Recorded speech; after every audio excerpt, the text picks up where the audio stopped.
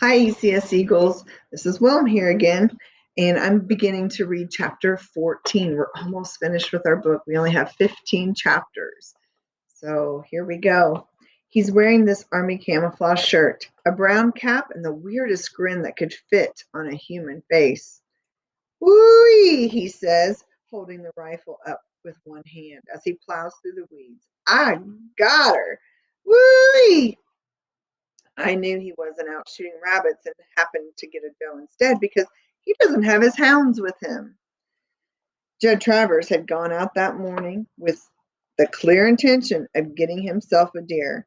I also know that if the game warden finds out about it, Jed's in big trouble because the deer he shot out of season wasn't even a buck.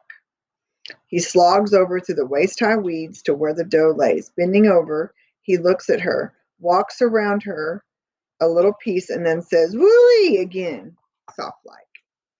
That's when I come out of the woods. He's got his back to me now, his hands on the doe's front legs, trying to see if he can pull her himself. He drags her a little way and stops, and when he looks up again, I'm right beside him. He whirls around. "Where'd you come from?" he says. "I was on my way over to see you," I tell him, and for the first time standing next to Jed Travers, I feel taller than I really am.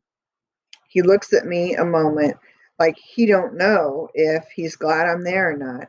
Then I guess he figures me being there only a kid don't matter. "Look at what I got," he says. "Found her eating at my garden this morning and I chased her over here." "That's a lie," I say. "I was back in the woods watching her eat. She was coming down from the hills the other way. You went out deer hunting for anything you could get." Supposing I did," said Jed Travers, and he hates me worse than not. "Deer ain't in season, that's what," I answered. "There's a $200 fine for killing a doe." Jed Travers is staring at me like he's about to crack me across the mouth. Way we raised around here, children don't talk back to grown folks. Don't hardly talk much at all. In fact, learn to listen. Keep your mouth shut. Let the grown folks do the talking. And here I am shooting off my mouth at 5:30 in the morning to a man handling a rifle. Am I crazy or what? "Not unless the game warden finds out there's not," Judd says. "And who's going to tell him? You?" All at once, I realized I got Judd Travers right where I want him. One way you look at it, it's my duty to report a killed doe. The way folks up here look at it, though, that's snitching. And if I could tell, but not, but bargain something else again. It's blackmail. But like I said, I got to the place where I'd do almost anything to save Shiloh. "Yeah," I say, my heart pounding like crazy. "I'll tell. There's a free number to call." There is too. It's on Dad's hunting regulation papers. Boy, I sure didn't know I would step into all this when I come up here this morning. Now Judd's looking at me good, eyes narrowed down to little slits. "Your pa put you up to this?" "No, this is me talking." "Well, ain't you something now? And who's to believe you? I'll get the game warden up here, show him the spot the doe was hit, the blood, and when he finds the deer at your place, he'll believe me." The words are coming out quicker than I can think almost. "I'll tell him he was eating my garden, and I'll say different. The new game warden won't make any allowance, even excuse me, even if the deer was eating your garden. You just don't shoot deer out of season. No way, especially a doe." Now Judd's really angry and his words come at me like bees. "What are you trying to do, boy? Start up trouble? You think I can't put you in your place mighty quick?" "So what do you do?" I asked. "Shoot me?" Travers is so surprised his jaw drops. But I'm cooking now. Nothing can stop me. Braver than I ever been in my life.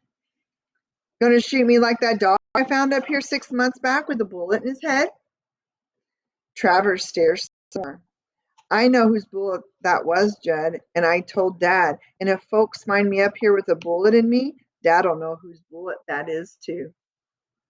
I can't hardly believe the words that's coming out of my mouth. Been scared most of my life of Judd Travers, and here I am, half his size, talking like a grown person. It's because I know Shiloh's still got a chance. So what you waiting for? Judd finally.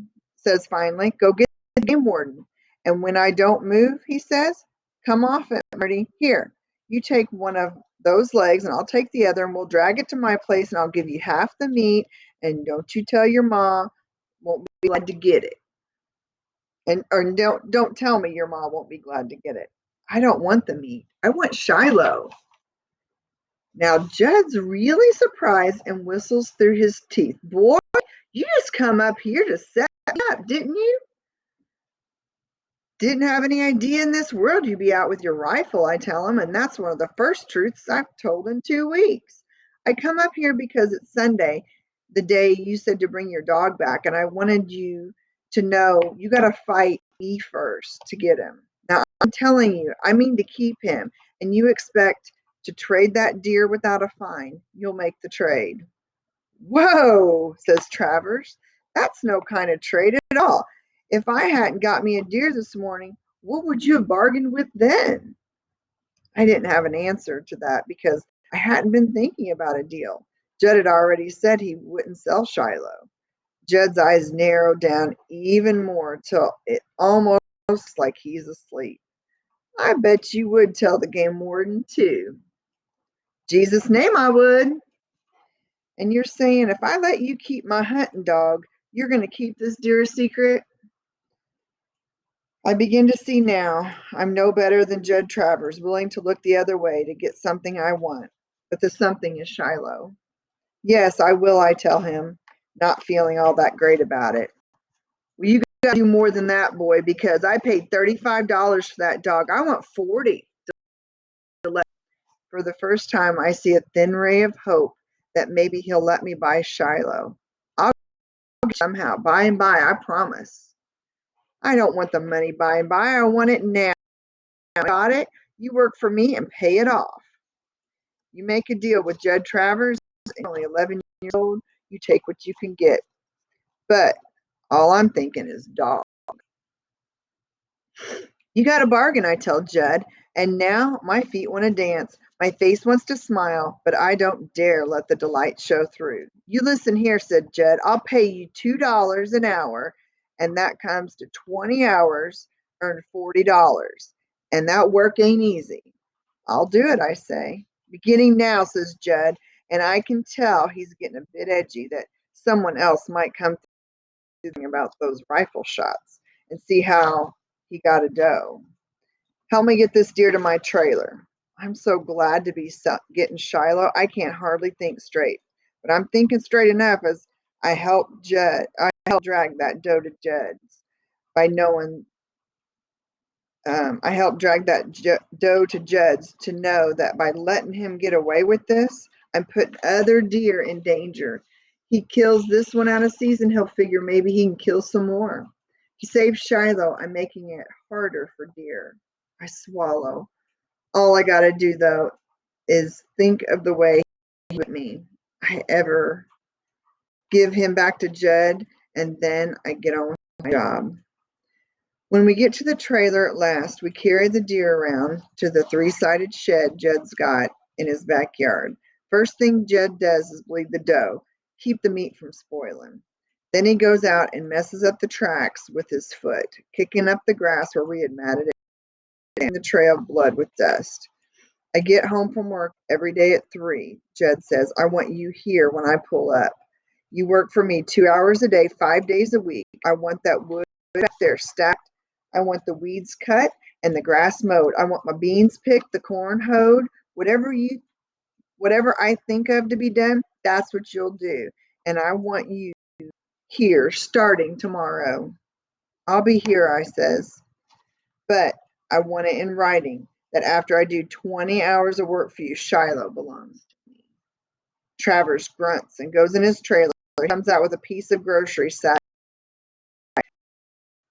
Hunting dog goes to Marty Preston for 20 hours work. J. Travers. occurs to me suddenly that maybe after I do the work, he'll try to pay me off with one of his other dogs. Write Shiloh, I tell him.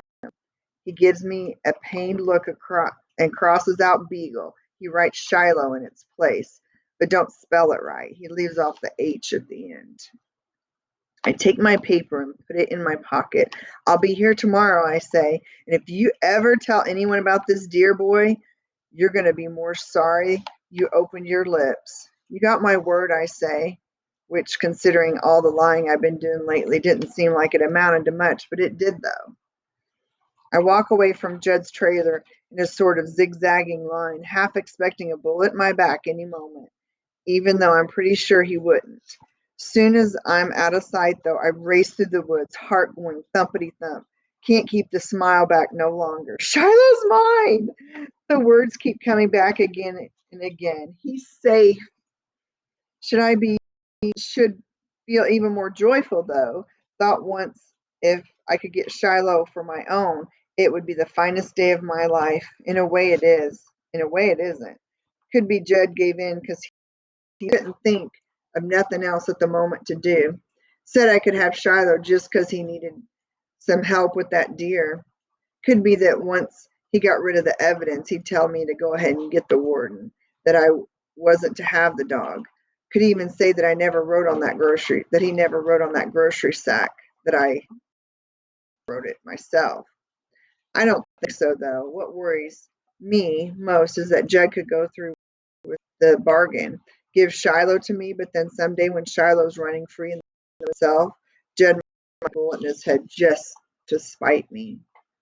That's the end of chapter 14.